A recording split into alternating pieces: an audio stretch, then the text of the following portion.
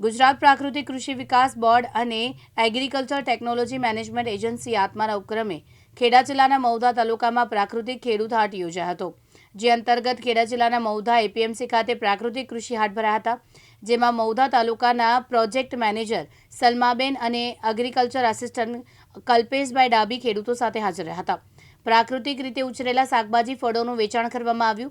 આશરે 10 થી 12 વાગ્યા દરમિયાન યોજાયેલા પ્રાકૃતિક ખેડૂત હાટ વેચાણ કેન્દ્રમાં પ્રાકૃતિક કૃષિ પ્રેમીઓએ વિવિધ શાકભાજીની ખરીદી કરી હતી. આજે મૌધા એપીએમસી ખાતે કૃષિ હાટ ભરાયો હતો, એમાં આજે આપણે ખરીદી કરી છે, શું કહેશો? મૌધા એપીએમસીમાં કૃષિ હાટ દર ગુરુવારે આ ત્રીજા ગુરુવારે કૃષિ હાટનું આયોજન કર્યું છે. હું આજે પહેલી વાર આવ્યો છું અને ખરીદી પણ કરી. હું પોતે ખેડૂતનો દીકરો છું. મને પોતાને પણ ખબર છે કે પ્રાકૃતિક ખેતી અને જંતુનાશક ખેતીમાં કેટલો બધો ફેરફાર છે. અત્યારે 19-20 વર્ષના બાળકોને પણ કેન્સરના દર થવા માંડ્યા છે. એનું કારણ છે જંતુનાશક સ્ટ્રોંગ દવા છાંટવાથી આ કેન્સરના રોગો ઉત્પન્ન થાય છે. અને આ પ્રાકૃતિક જે મેં ખરીદી કરી એમાં મેં મેથી લીધી છે, પપૈયું લીધું છે, ટામેટાં લીધા છે, મરચાં લીધા છે. બિલકુલ કોઈ જંતુનાશક દવા નાખેલી નથી. ખાલી ગૌમૂત્ર અને ગાયના છાણમાંથી જ આ ઉત્પન્ન કરેલી શાકભાજી છે. એટલે મેં એને વધારે પ્રોત્સાહન આપી અને લીધું છે. અને હું મૌધા તાલુકાને પણ આહવાન કરવા માગું છું કે દર ગુરુવારે એપીએમસીમાં જે આ હાટ પ્રાકૃતિક હાટ ભરાય છે એમાંથી શાકભાજી ખરીદવાની અને ખેડૂતને ઉત્સાહ કરવા માટે પણ આપ ખરીદવા આવશો એવી હું આપ સૌને વિનંતી કરું.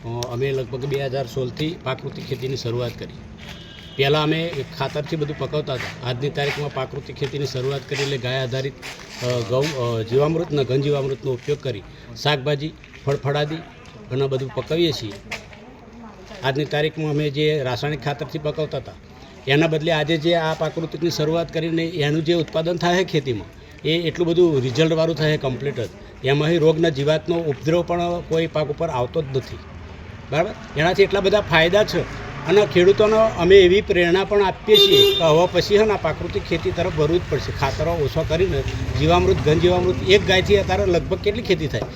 35 એકર ખેતીમાં એક ગાય તમે રાખતા હોય તો 35 એકર ખેતીની શરૂઆત એમાંથી કરી શકાય એવું. બરાબર, એમાં અમે ઘન જીવામૃત બનાવીએ, જીવામૃત બનાવીએ, અસ્ત્રો પણ બનાવીએ ઘરે અને એ ખેતરમાં અમારા ખેતરમાં યુઝ કરીએ.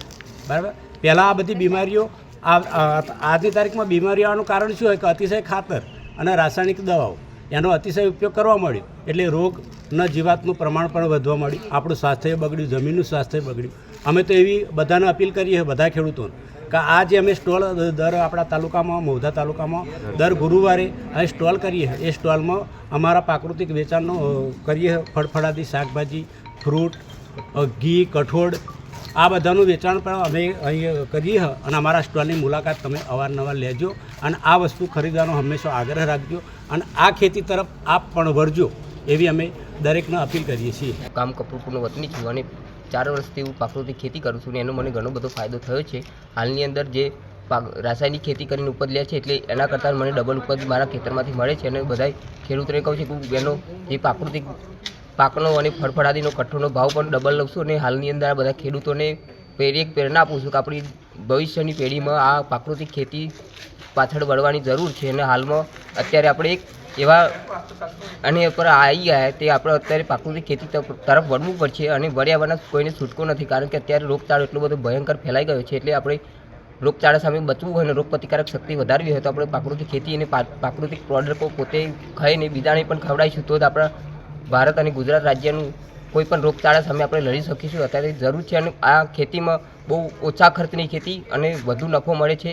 એની અંદર કંઈ બહાર લેવા જવાની જરૂર પડતી નથી. આપણે ઘરે જ બધી વસ્તુ જે કોઈ પણ જાતના કીટનાશક, અસ્ત્રો અને જીવામૃત, ઘન જીવામૃત, બીજામૃત જેવા 10/1 જેવા કોઈ પણ રોગચાળા સામે પ્રતિકારક શક્તિ ધરાવે અને એની માટે આપણે કોઈ પણ દવા બનાવી હોય તો ઘરે બનાવી શકીએ છીએ. એના માટે આપણે કોઈ પણ જગ્યાએ બહાર બજારની વસ્તુ લેવા જવાની, કોઈ રાસાયણિક વસ્તુ વાપરવાની જરૂર નથી. હું બધા ખેડૂતોને અત્યારે એમ જ કહું છું કે આની પાછળ કરશો તો મને તો પોતાના પર વિશ્વાસ છે. મને એક પ્રાકૃતિક ખેતી વરદાન રૂપે મળી.